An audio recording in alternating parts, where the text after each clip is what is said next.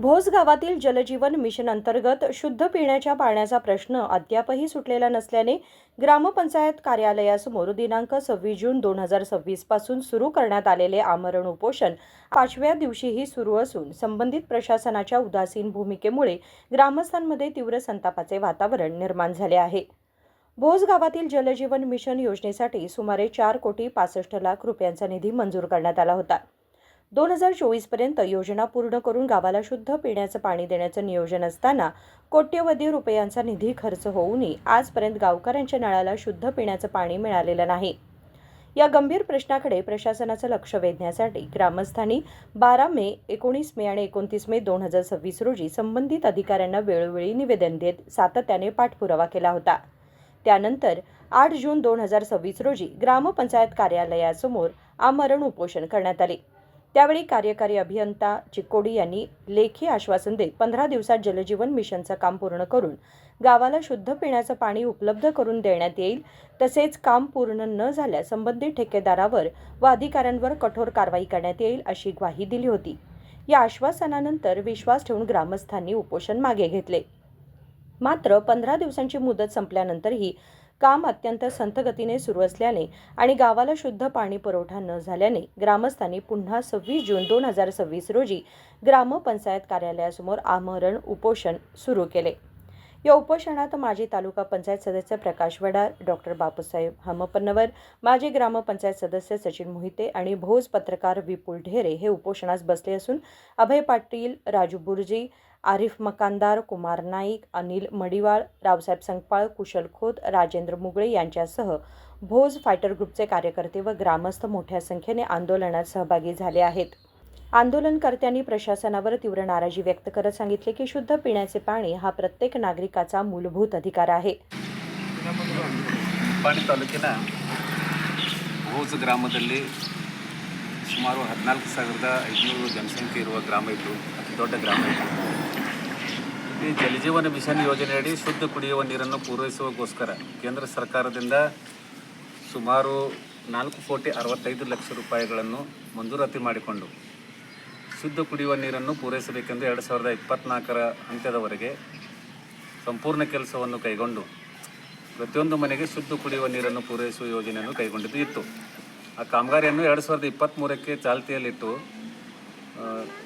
August 2024ರವರೆಗೆ ಸುಮಾರು 75% ಕಾಮಗಾರಿಯನ್ನು ಕೈಗೊಂಡು 3,50,00,000 ರೂಪಾಯಿಗಳನ್ನು ಖರ್ಚು ಮಾಡಿ ರಸ್ತೆಗಳನ್ನು ಎಲ್ಲ ಹದಗಡಿಸಿ ಎಲ್ಲೇ ನಿಯಮಗಳ ಬಾಹಿರವಾಗಿ ಅವರು ಎಲ್ಲಿ ಪೈಪ್ಗಳನ್ನು ಹಾಕ್ತಾರೆ ಅಲ್ಲಿ ಪೈಪ್ಗಳು ಹಾಕಿದ ಜಾಗದಲ್ಲಿ CC ಕಾಂಕ್ರೀಟನ್ನು ಹಾಕೋದಾಗಲಿ ಅಥವಾ ಅಲ್ಲಿ ಯಾವ ಪ್ರಕಾರ ರಸ್ತೆ ಇದೆ ಆ ರಸ್ತೆಯನ್ನು ದುರಸ್ತಿ ಮಾಡಿ ಕೊಡುವುದು ಇದ್ದರೂ ಕೂಡ ಗ್ರಾಮದಲ್ಲಿನ ಎಲ್ಲ ರಸ್ತೆಗಳನ್ನು ಹದಗಡಿಸಿ ನಿಯಮಗಳ ಬಾಹಿರವಾಗಿ 3,50,00,000 ರೂಪಾಯಿಗಳನ್ನು ಖರ್ಚು ವೆಚ್ಚ ಮಾಡಿದರೂ ಕೂಡ ಯಾವುದೇ ಒಂದು ನಳಿಗಳಿಗೆ ಒಂದು ಹನಿನೂ ಕೂಡ ನೀರು ಬಿಟ್ಟಿರುವುದಿಲ್ಲ।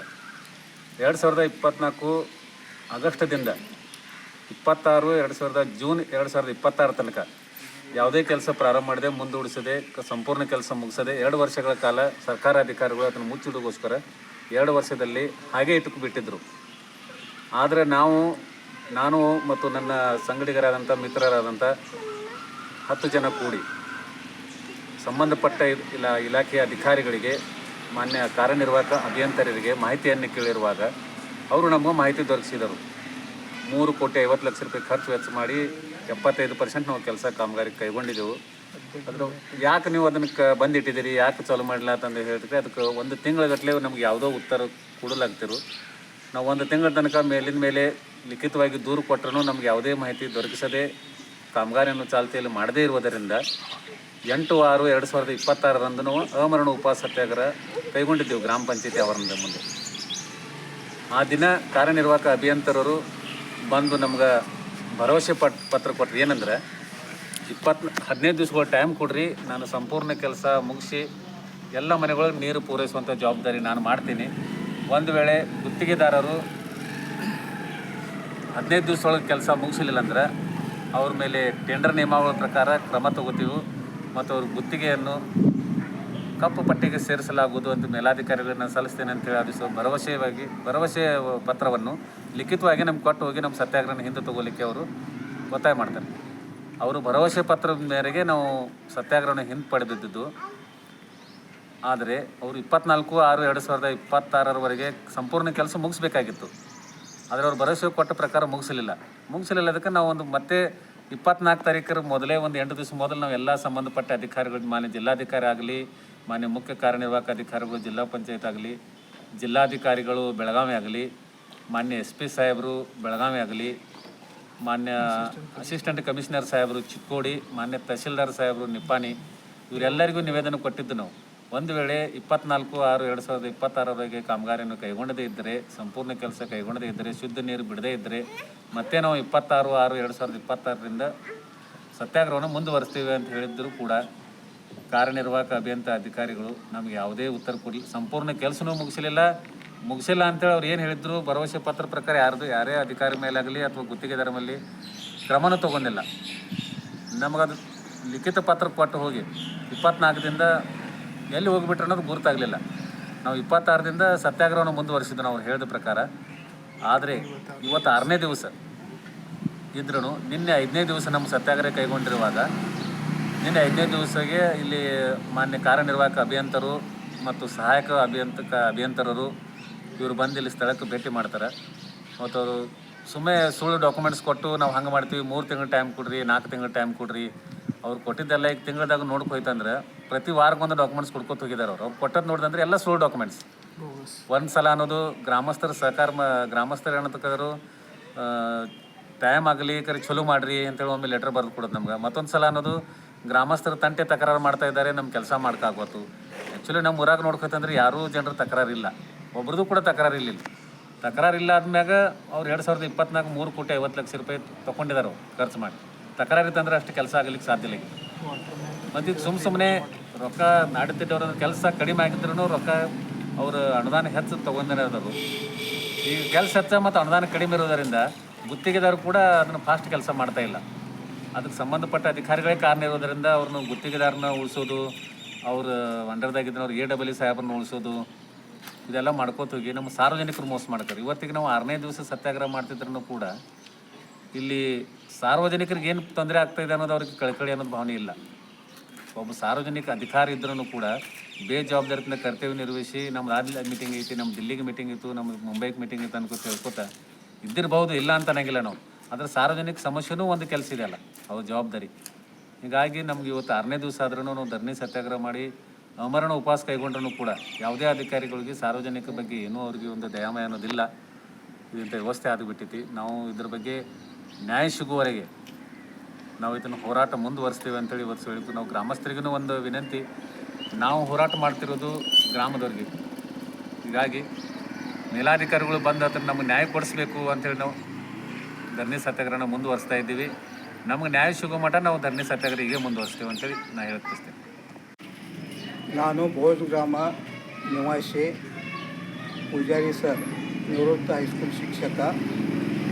ಭೋಜ್ ಗ್ರಾಮದಲ್ಲಿ ಗ್ರಾಮೀಣ ಕುಡಿಯುವ ನೀರಿನ ಮತ್ತು ನೈರ್ಮಲ್ಯ ಇಲಾಖೆ ಕಾರ್ಯನಿರ್ವಾಹಕ ಅಭಿಯಂತರು ಇಲ್ಲಿಯವರೆಗೆ 4 ಕೋಟಿ ಮೇಲೆ ಖರ್ಚು ಹಾಕಿದ್ದಾರೆ.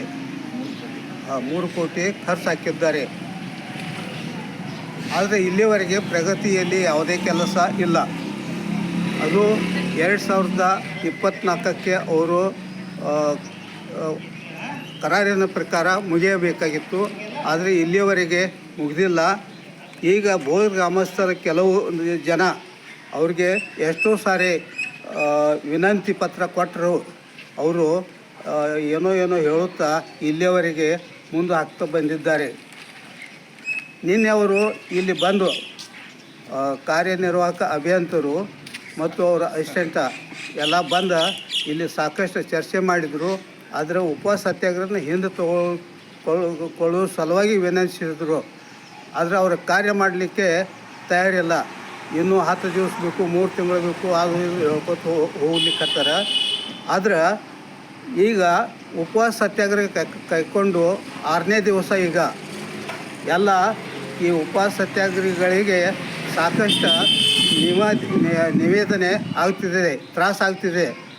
ಅದಕ್ಕೆ ನಾನು ಗ್ರಾಮಸ್ಥನಾಗಿ ನಾನಲ್ಲದೆ ಬೋಧ ಗ್ರಾಮದ ಅನೇಕ ಜನರು ಇವತ್ತು ಇದು ನ್ಯಾಯ ನಿರ್ಣಯ ಆಗದಿದ್ದರೆ ನಾಳೆಯಿಂದ ನಾವು ಉಪವಾಸ ಸತ್ಯಾಗ್ರಹದಲ್ಲಿ ಭಾಗಿಯಾಗಿ ಉಗ್ರ ಹೋರಾಟ ಮಾಡುವ ಪ್ರಸಂಗ ಬರುತ್ತಿದೆ ಅಂತ ನಿಮ್ಮಲ್ಲಿ ನಿವೇದನೆ ಮಾಡಿಕೊಳ್ಳುತ್ತಿದ್ದೇನೆ. ಅದಕ್ಕೆ ಬೋಧ ಗ್ರಾಮಸ್ಥರು ಸಹಿತ ಇದರಲ್ಲಿ ಸಾಕಷ್ಟು ಜನರ ವಿಚಾರ ಮಾಡಿ ಗ್ರಾಮದ ಸಲುವಾಗಿ ಇವರು ಹೋರಾಟ ಮಾಡ್ಲಿಕ್ಕೆ ಹತ್ತಾರ. ಬೋಧ ಗ್ರಾಮಸ್ಥರು ಎಚ್ಚರಿಕೆಗೊಳ್ಳಬೇಕಂತೇಳಿ विनंतीಕೊಳ್ತೇನೆ. ग्रामस्थांनी प्रशासनाला शेवटचा इशारा देत सांगितले की जलजीवन मिशनचं काम तातडीने पूर्ण करून गावाला नियमित शुद्ध पिण्याच्या पाण्याचा पुरवठा करावा, अन्यथा हे आंदोलन अधिक तीव्र करण्यात येईल.